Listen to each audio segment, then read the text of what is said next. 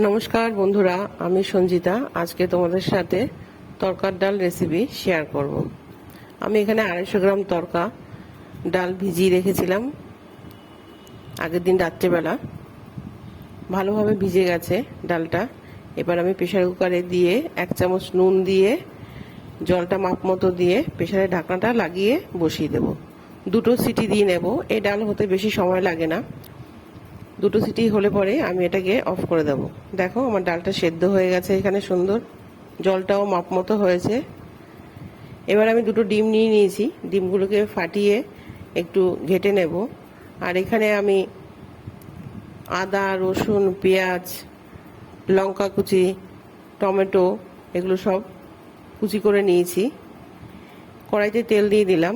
তেলটা ভালো গরম হয়ে গেলে পরে আমি ডিমটাকে ছেড়ে দেব। ডিমটা ভালো করে ঘুটে নিয়ে কড়াইতে দিয়ে দেব। ডিম তরকা খেতে খুব ভালোই লাগে, তার জন্য ডিমটা আগে আলাদা করে ভেজে নিলে ভালো হয়। তাই আমি আলাদাভাবে ডিমটাকে ভেজে নিলাম, ভুজিটা করে নেব। খুব বেশি ভাজবো না, আবার খুব কমও ভাজবো না, মোটামুটি ভাজা হয়ে গেছে। আমি এবার এটাকে নামিয়ে নেব।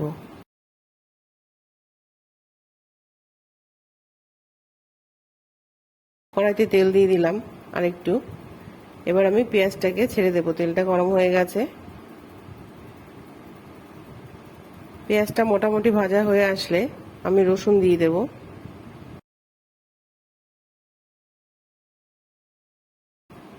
রসুন কুচিটা এবার দিয়ে দেব।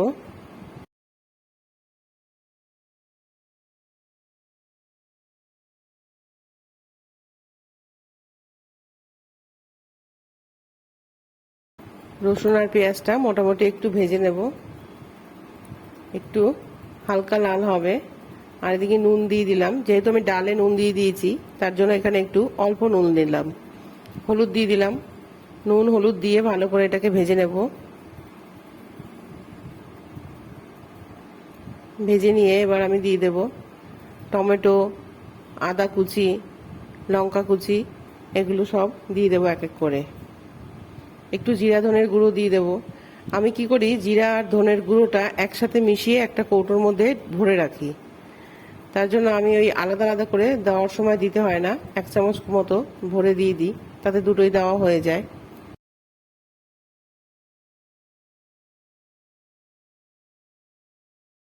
একটু জল দিয়ে দিলাম। এবার একটু চাপা দিয়ে দেবো যাতে টমেটোটা একটু গলে যায়। দেখো টমেটোটা গলে গেছে, নরম হয়ে গেছে টমেটোটা। এবার মশলাটাকে একটু ভালো করে কষিয়ে নেব।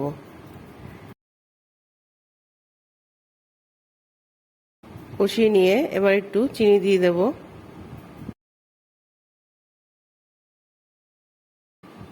তোমাদের যদি আমার এই রেসিপিটি ভালো লাগে তাহলে তোমরা চ্যানেলটিকে সাবস্ক্রাইব করে দিও, কমেন্টে জানিও কেমন লাগছে আমার রেসিপি।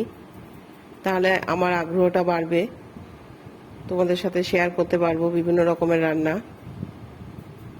দেখো ডিমটা আর মশলাটাকে দিয়ে আমি ভালো করে একটু কষিয়ে নেব। তেল উঠে গেছে, আমার মশলাটা ভালো কষে গেছে। এবার আমি ডালটা দিয়ে দেব। ডালটা খুব সুন্দর সেদ্ধ হয়েছে।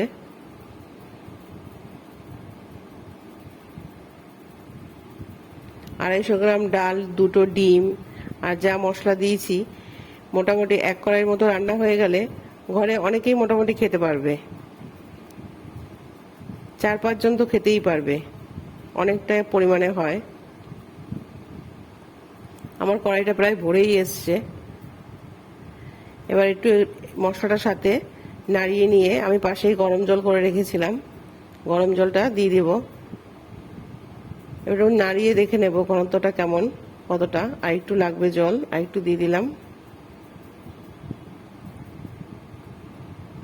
আর সামান্য একটু লাগবে, কেননা ফুটে গিয়ে একটু ঘন হয়ে যাবে, একটু ফোটাতে হবে ভালো করে।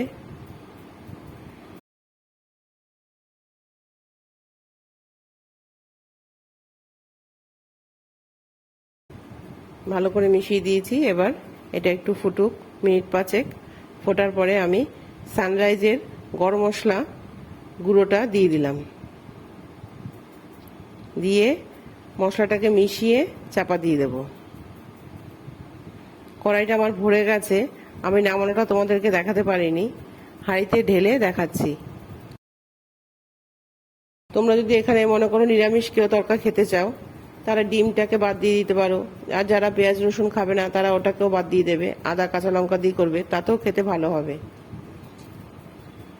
লুচি, পরোটা, রুটি যেটা দিয়েই খাও ভালো লাগবে। যদি তোমাদের রেসিপিটি ভালো লেগে থাকে তাহলে সাবস্ক্রাইব করে দিও।